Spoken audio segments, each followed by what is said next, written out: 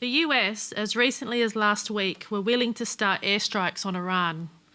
There appeared two triggers: one, an unmanned drone shot down, and two, allegations that Iran had struck oil tankers.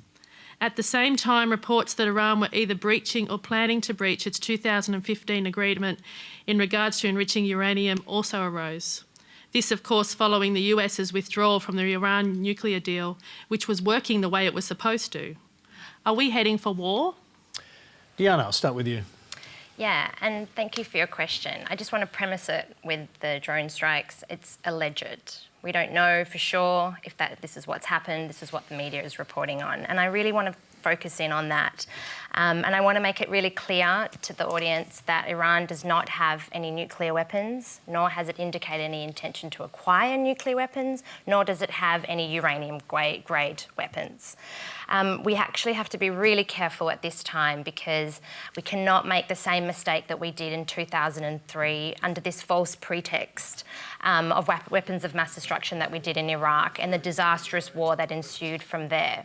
So I want to be really clear about that because we don't want another Iraq 2.0. And it seems that the playbook that's playing out in the media with the tweets now back and forth between Donald Trump and the Iranian government is really problematic, and it's a dangerous game. And yeah, we could be headed very likely towards war, given that the US withdrew from the nuclear deal only last year, and then the crippling sanctions that they've put on the Iranian people at the moment is really devastating.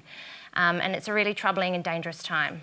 Scott Ryan, what do you think about that? And bear in mind that the Prime Minister, Scott Morrison, asked about this, asked that if there were any US request for Australian military assistance in some kind of conflict in Iran, it would be considered seriously and on its merits. Can we take that at all to be a kind of affirmative suggestion that Australia might be willing to get involved in another conflict in the Gulf? I believe he also said that there'd been no such request. Look, I think we've got to start... He didn't say there'd been no conversations. No, but he did say, I think, there'd been no request. I think we have to start from the premise of a few things.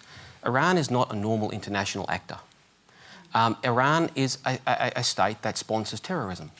Now, I'm not having a go at the Iranian people, but this is not a normal international actor like one in our region where we might have a difference of opinion with. It would be a very bad thing not only for the region but for the world for Iran to be able to not only have nuclear weapons but to be able to scale up quickly to be able to get them, whether that be enrich more quickly or have a delivery mechanism more quickly. It would spark an incredible amount of tension in a very, very volatile region, let alone the global economic impact of a potential closure of oil supplies out of the Persian Gulf. So I don't think we're dealing with this in the way we can deal with this in the way we might deal with a normal international, challenging international situation. But should we deal with it, taking Diana's point, should we deal with it in the same way that we dealt with the progress towards war in Iraq, where fraudulent information or intelligence led the United States and inevitably Australia into a conflict? Well, I don't see anything like that on the cards. And with all due respect to the criticism, there was a lot of debate at the time. But even people who were after the fact critical of the events in Iraq, well before my time in public life, there was general or more widespread agreement about the quality of the intelligence at the time, that there were weapons, that there was a risk of weapons of mass destruction at the time, even if people who disagreed with the actions the Americans took. Yeah, there was a strong belief among some that the intelligence was real, but it turned out it wasn't. Absolutely. And as a result, there was a massive war and hundreds of thousands of people died. 600,000 people actually, and more internally displaced. And what I'm saying is what we've got now with Iran is a state that does sponsor terrorism, that if it got a nuclear capacity or the ability to get one quickly would probably provoke an arms race in a very volatile region which no one wants to see. So preventing that happen is, quite frankly, a global good. I'm not proposing or supporting any action. I'm just saying that I don't think we can deal with this through the prism of dealing with a normal set of circumstances. OK, Penny Wong.